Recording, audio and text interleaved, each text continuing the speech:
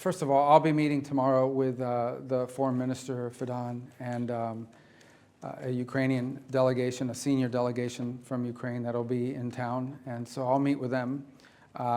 Someone from our team will be involved in the Russia talks. They sent a more lower level group over here. I hope that those talks will be between Ukraine and Russia with our Turkish counterparts in the room, along with someone from our team or members of our team at the appropriate level. But I want to be frank, I don't think, we don't have high expectations of what will happen tomorrow. And frankly, at this point, I think it's abundantly clear that the only way we're going to have a breakthrough here is between President Trump and President Putin. It's going to require that level of engagement to have a breakthrough in this matter. I don't think anything productive is actually going to happen from this point forward until they engage in a very frank and direct conversation, which I know President Trump is willing to do. Do you think that moment is closer, a meeting between the two? Well, the president is impatient to end this war. He's impatient, as he's been clearly said, that something needs to happen soon. Too many people are dying. There's too much destruction. And I think he's ready to have that engagement and determine once and for all if there's a path forward and what that path is.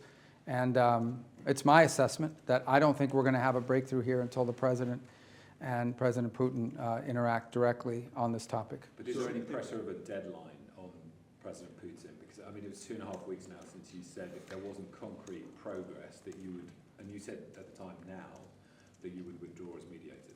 Well, we haven't been chasing this around the world anymore. I mean, that's already happened. We came because we were told that I was going to be here anyways, obviously, but we came because we were told that there might be a direct engagement between the Russians and the Ukrainians. That was originally the plan. You all heard the same thing. That was not to be the case, or if it is, it's not at the levels we had hoped it would be at. I hope I'm wrong. I hope they have tremendous breakthrough tomorrow if they talk. But I frankly do not believe that we're going to have a breakthrough here until President Trump sits face to face with President Putin and determines what his intentions are moving forward.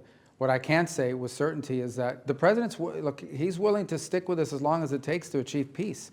What we cannot do, however, is continue to fly all over the world and engage in meetings that are not going to be productive. Again, I was scheduled to be here anyways because of the NATO summit, and so it just wound up working out that way. But the only way we're going to have a breakthrough here is with President Trump sitting face to face with President Putin and determining once and for all whether there's a path to peace, and if so, what it is. So, Mr. Secretary, I don't mean to be glib, but if that's the case, if there isn't going to be any breakthrough or is there any progress that you can make tomorrow, or otherwise, what's the point from your point of view? We would hope so. Again, the level of team that was sent by the Russian side is certainly not indicative of one that's going to lead to a major breakthrough. I hope I'm wrong. I hope I'm 100% wrong. I hope tomorrow the news says they've agreed to a ceasefire. They've agreed to enter serious negotiations.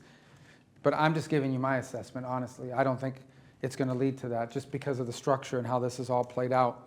I think the next thing that has to happen here for there to be a breakthrough, if there's going to be one, is going to involve President Trump's direct involvement. And I believe the president shares my assessment.